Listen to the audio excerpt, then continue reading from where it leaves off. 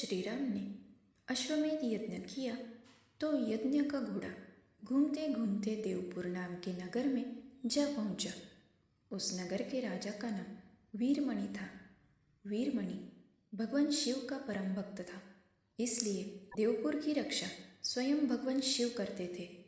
वीरमणि के पुत्र रुक्मांगद ने जब यज्ञ का घोड़ा देखा तो उसे बंदी बना लिया। यह बात जब घोड़े की रक्षा कर रहे शत्रुघ्न को पता चली तो उन्होंने देवपुर पर आक्रमण करने का निश्चय किया। शत्रुघ्न और राजा वीरमणि की सेना में भयंकर युद्ध छिड़ गया। हनुमान जी भी वीरमणि की सेना का संहार करने लगे।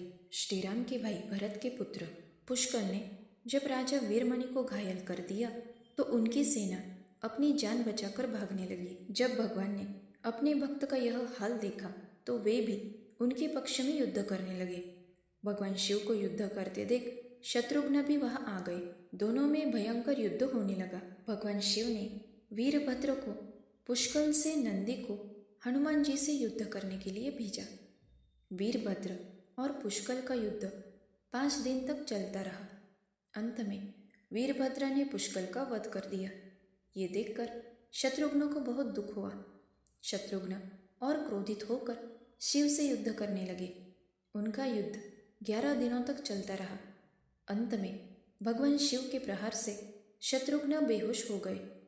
यह देख हनुमान जी स्वयं शिव से युद्ध करने लगे। हनुमान जी ने शिव जी से पूछा कि आप तो राम भक्त हो, तो फिर हमसे युद्ध क्यों कर रहे हैं? शिव जी ने कहा कि मैंने राजा वीरमणि को उसके राज्य की रक्षा करने का वचन दिया है, इसलिए मैं युद्ध करने के लिए बाध्य हूँ। इसके बाद हनुमान जी और शिव जी के बीच भयंकर युद्ध होने लगा। हनुमान जी के पराक्रम से प्रसन्न होकर शिव जी ने उनसे वरदान मांगने को कहा।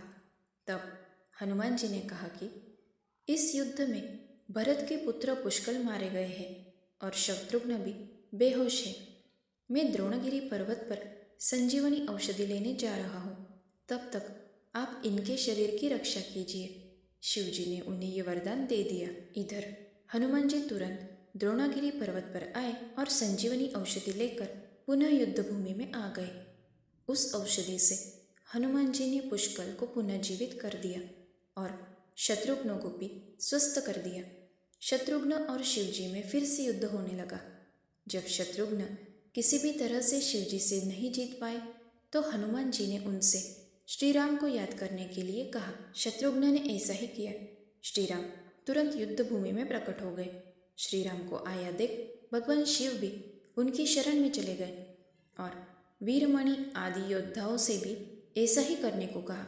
वीरमणि ने यज्ञ का घोड़ा भी श्री राम को लौटा दिया और अपना राज्य भी उन्हीं को सौंप दिया।